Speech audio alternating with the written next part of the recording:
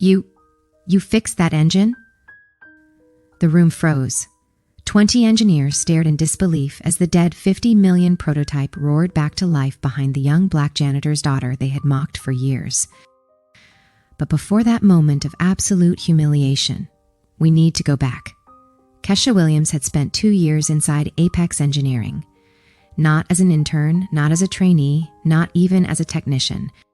She was a cleaner, mopping floors, emptying bins, wiping down tables where men with six-figure salaries bragged about their degrees.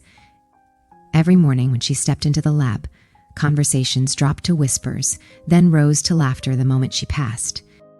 It was always the same voice leading the pack.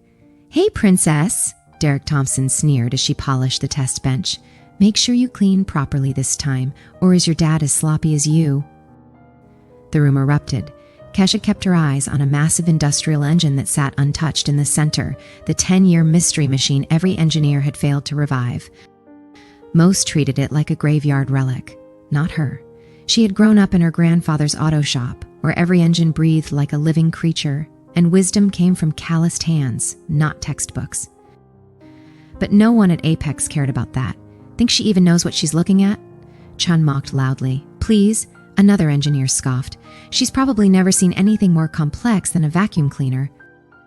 Cameras came out. Phones recorded.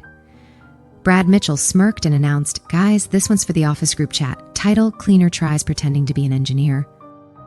Laughter stabbed her like needles. But she didn't react. Her silence was her shield. Her father had died from the stress of the same workplace cruelty. She had taken over his shift because rent didn't pay itself. But every night after work, she opened her grandfather's tools and studied the notes he left behind, 40 years of handwritten brilliance. "Engines don't lie," Samuel Williams wrote. "People do." On Friday, the bullying reached its peak. Derek filmed her wiping grease off a panel. Look at her pretending to fix a $50 million engine. Guys, she thinks she's NASA.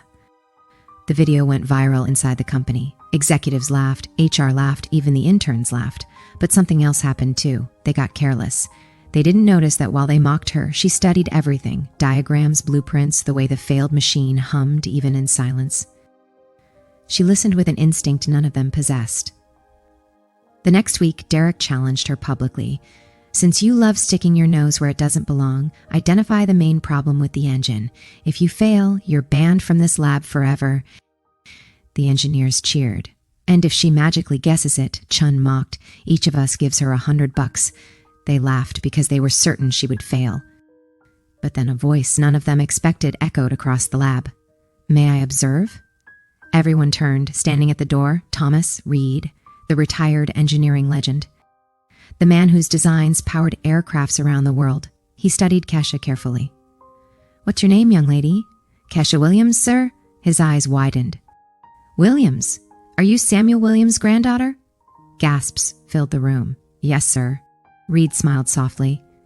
"Your grandfather was the best mechanic I ever met.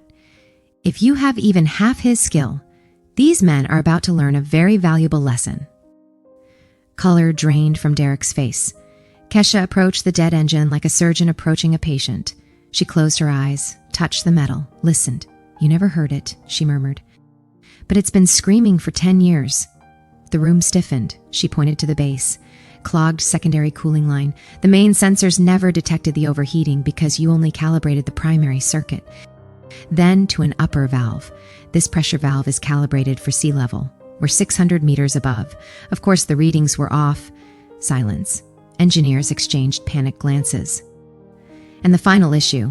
She tapped the control panel. "You installed a modern monitoring system without calibrating it to this engine model. For 10 years, you've been reading the wrong data." Thomas Reed let out a slow, astonished laugh. "She's right. She's absolutely right." Desperation washed over the engineers' faces. Their degrees suddenly meant nothing. "Miss Williams," Reed said, "would you like to start it?"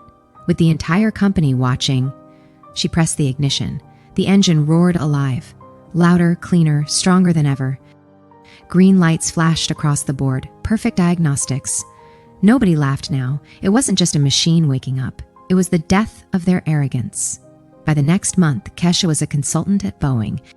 By 3 months, she was diagnosing engines for aerospace manufacturing, and by 6 months, the same men who mocked her were unemployed, demoted, or blacklisted.